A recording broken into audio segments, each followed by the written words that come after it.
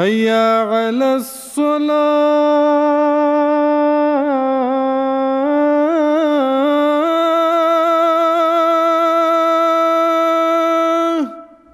اعوذ باللہ من الشیطان الرجیم، بسم اللہ الرحمن الرحیم۔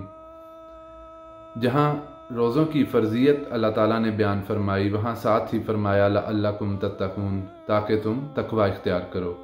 تقوی کے مضمون کو حضور انور ایدہ اللہ تعالیٰ بن نصر العزیز نے اپنے خطبہ جمعہ میں بیان فرمایا، جس کا مختصراً خلاصہ یہ ہے کہ تقوی اس چیز کا نام ہے کہ انسان ہر ایک چھوٹی سے چھوٹی برائی سے بچنے کی کوشش کرے اور اس کے بعد نیکیوں پر عمل کرنے کی کوشش کرے۔ برائیوں سے بچنا اس لیے بھی پہلے ضروری ہے، اس کی مثال اس طرح سمجھ سکتے ہیں کہ اگر ایک غبارے میں ہوا بھرنا چاہیں تو اس میں اگر سوراخ ہوں تو جتنی بھی ہوا بھریں گے وہ سوراخوں سے ہوا نکلتی جائے گی۔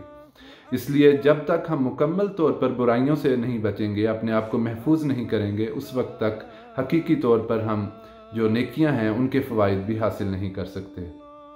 اسی طرح روزوں کا مضمون شکر گزاری کے ساتھ بھی جڑا ہوا ہے کہ اللہ تعالیٰ فرماتا ہے کہ اس رمضان اور روزوں کے ذریعے سے تم خدا تعالیٰ کے شکر گزار بندے بنو۔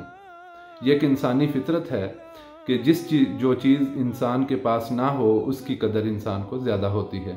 تو اللہ تعالیٰ نے فرمایا کہ اس مقررہ وقت میں تم اپنی جائز ضرورتوں سے بھی بچو اور اس کے ذریعے سے تمہارے دل میں خدا تعالیٰ کے لیے شکر کے جذبات ابھریں، اور پھر جتنے زیادہ انسان کے شکر کے جذبات ابھریں گے اسی قدر زیادہ خدا تعالیٰ کے تقوی میں بھی وہ بڑھتا چلا جائے گا۔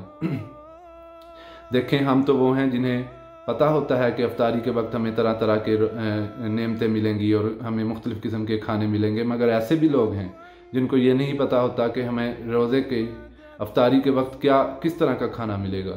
اس لیے جب اس طرح کے لوگوں کا ہم ذہن میں خیال لاتے ہیں تو خدا تعالیٰ کے جو شکر کے جذبات ہیں وہ بڑھتے چلے جاتے ہیں، اور اس سے پھر ہم تقوی میں بھی بڑھ سکتے ہیں۔ اللہ تعالیٰ ہمیں حقیقی عبد بننے کی توفیق عطا فرمائے۔